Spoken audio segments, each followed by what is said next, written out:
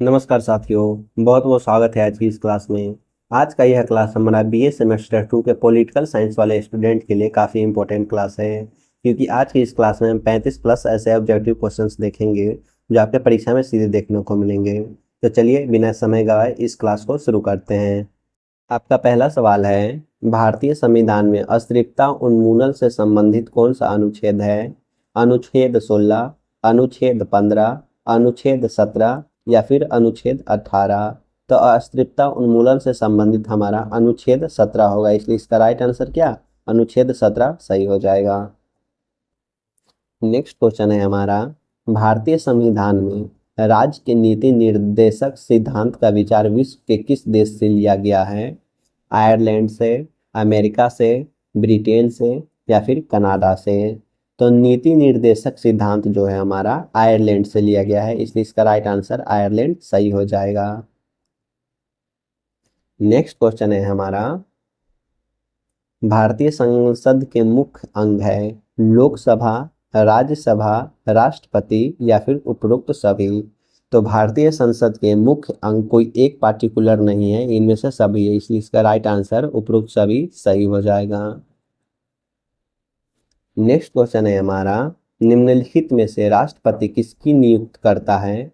भारत का महानिवादी का, भारत का नियंत्रण एवं महालेख परीक्षक का, राज्यों का राज्यपाल या फिर उपरोक्त सभी?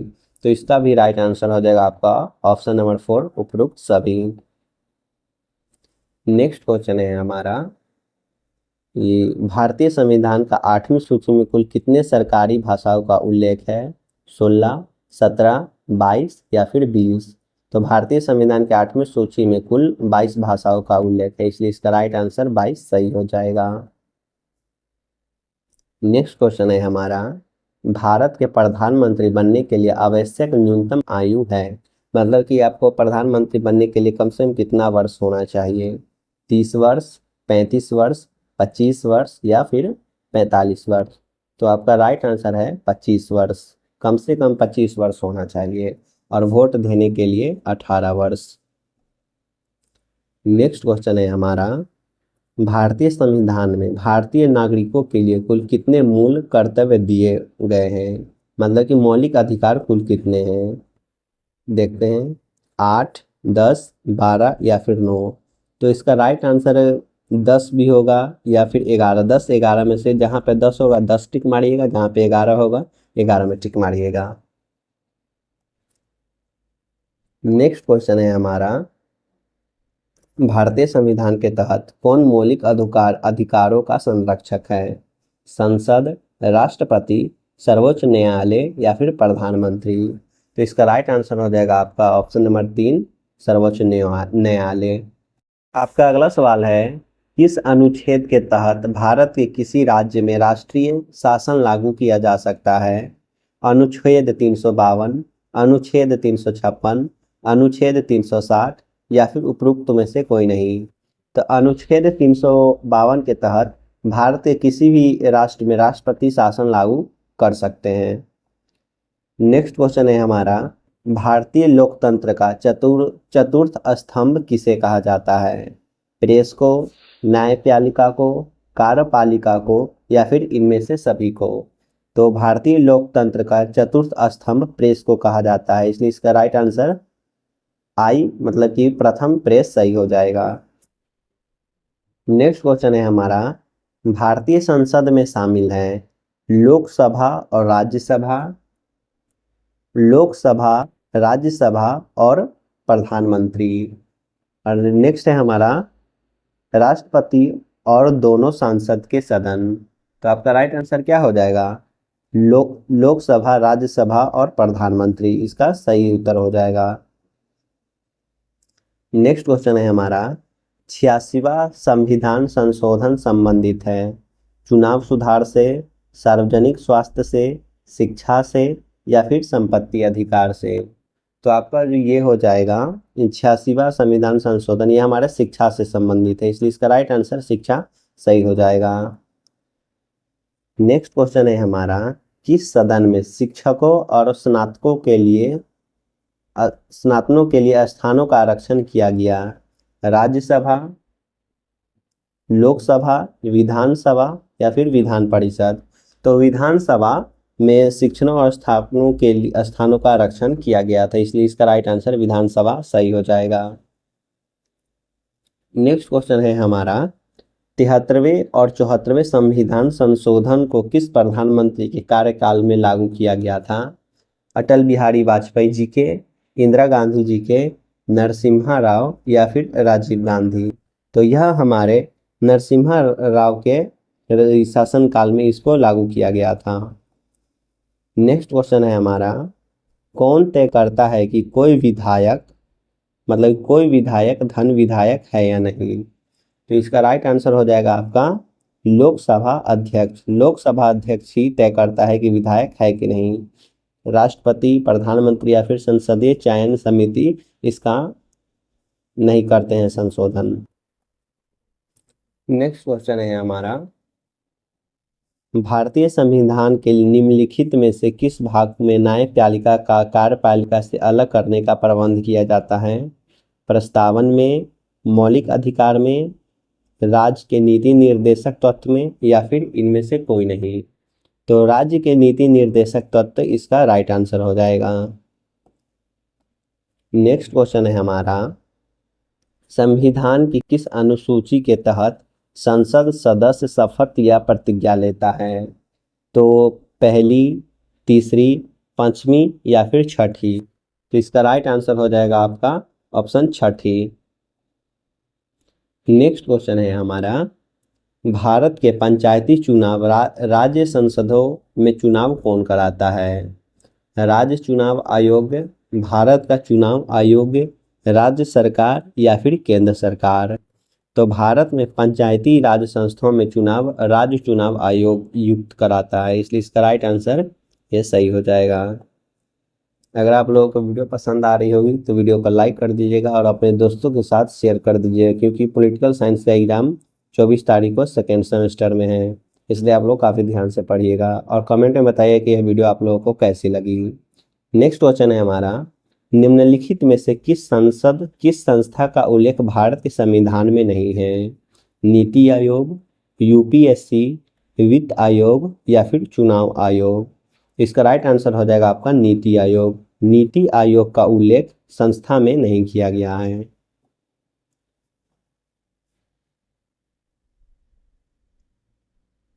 नेक्स्ट क्वेश्चन है हमारा, संविधान की व्याख्या करने का अंतिम प्राधिकारी कौन है? राष्ट्रपति, संसद, लोकसभा या फिर उच्चतम न्यायालय। तो संविधान की व्याख्या करने का अंतिम प्राधिकारी उच्चतम न्यायालय को, मतलब कि हाई कोर्ट को दिया गया है। नेक्स्ट क्वेश्चन है हमारा, राज्यों के विधान परिषदों का गठन यह किस अनुच्छेद से संबंधित है?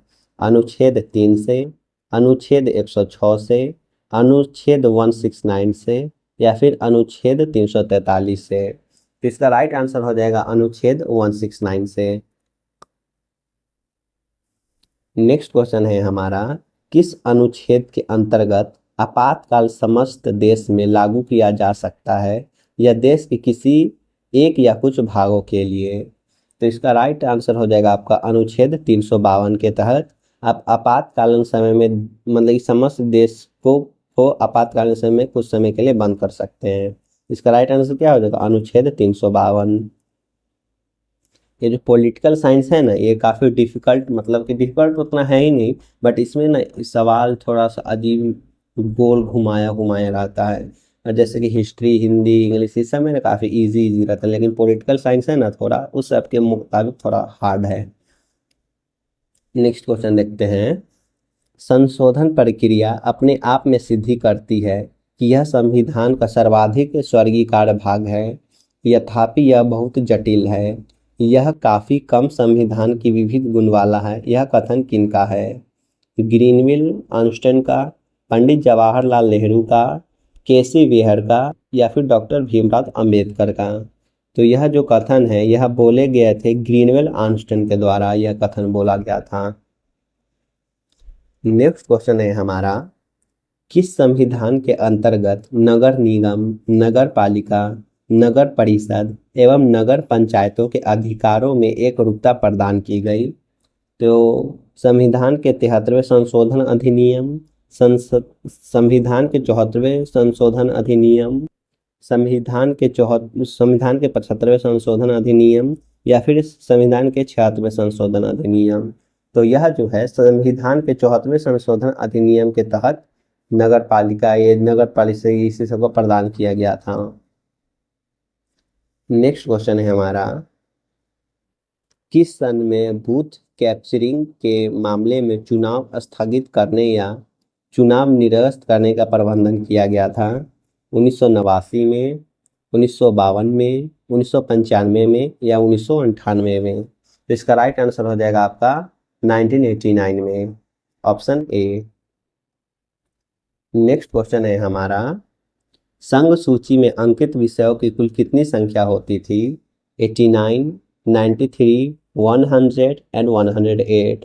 तो इसका राइट आंसर क्या हो जाएगा? Option C, 100।